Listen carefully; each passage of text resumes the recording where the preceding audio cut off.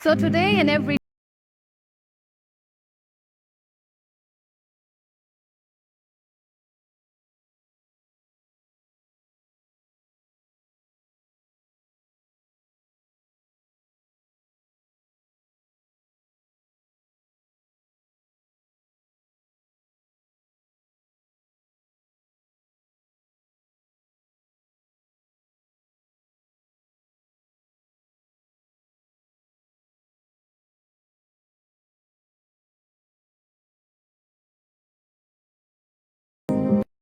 We are perfectly imperfect and that's perfectly alright.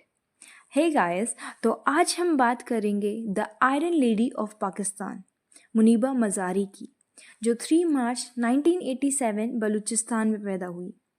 एक normal सी लड़की को आखिर आयरन लेडी क्यों और कैसे कहा गया, आइए जानते हैं। तो आज की इंस्पिरेशनल स्टोरी है पाकिस्तान की वो आयरन लेडी कही जाने वाली मुनीबा मज़ारी की, जिन्होंने अपनी एडवर्सिटी को अपॉर्चुनिटीज़ में बदला और जो अपने आप को डिसेबल नहीं बल्कि डिफरेंटली एबल बोलती हैं। वो एक ऐसी लेडी हैं जिन्होंने न जाने कितने हज़ारों लेडियों को वर्ल्ड वाइड मोटिवेट किया है। वो एक बहुत ही कंजर्वेटिव फैमिली से बिलोंग करती हैं। उनका सपना था कि वो पेंटर बने, बट वो सपना कभी पूरा ना हो सका। उनके फादर के कहने पे उन्होंने 18 साल की उम्र में ही शादी कर ली और उनकी शादी शुदा ज़िंदगी कभी भी हैप्पी नहीं थी। उनकी अनहैप्पी मैरिज के 2-3 साल बाद ही उनके साथ एक ऐसा डिज़ास्टर्स एक्सीडेंट हुआ जिसमें उनके हस्बैंड और मुनीबा कार ड्राइव में थे एंड किसी तरह उनके हस्बैंड खुद को बचाने के लिए कार से कूदे एंड बच गए, बट मुनीबा कार में ही रह गई एंड बुरी तरीके से इंजर्ड हो गई। 2.5 महीने हॉस्पिटल में रहने के बाद जब वो बाहर आई तो उन्हें पता चला कि उनकी स्पाइन इंजरी एंड उनकी लेग सर्जरी की वजह से अब वो कभी भी वापस पहले की तरह नहीं चल पाएंगी एंड वो हमेशा के लिए एक व्हील चेयर में ही रह जाएंगी। और डॉक्टर ने उन्हें बताया कि वो कभी माँ नहीं बन सकती। उनके हॉस्पिटल के आने के कुछ टाइम बाद ही उनके पति ने उन्हें डिवोर्स दे दिया। अगर मुनीबा की जगह शायद कोई और लड़की होती तो वो जीना छोड़ देती एंड किस्मत या खुद को बहुत कोसती। उन्होंने कभी भी लाइफ की डिफ़िकल्टीज़ के आगे हार नहीं मानी एंड इतनी सारी एडवर्सिटीज़ आने के बाद भी वो मजबूत बनी रही और आगे बढ़ने की सोची। और अब वो दोबारा किसी पे डिपेंड नहीं होना चाहती थी। वो ये बात बोलती है कि भले ही उनका शरीर हर तरीके से कैद है तो क्या हुआ, उनका मन आज़ाद है और उनकी आत्मा कभी भी सपना देखना नहीं छोड़ेगी।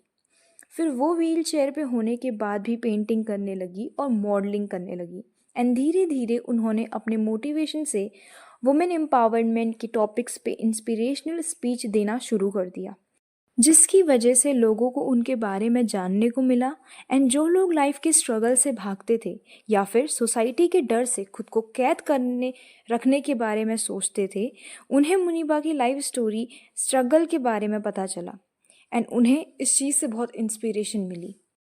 आज तक न जाने मुनीबा ने कितने लोगों की ज़िंदगी को बदला और आज वो एक one of the best motivational speakers में आती हैं, जिन्होंने अपने शब्दों की कीमत से लाखों लोगों को प्रेरित किया और ज़िंदगी में सारे दुखों को साइड रख के आगे बढ़ने की सीख दी।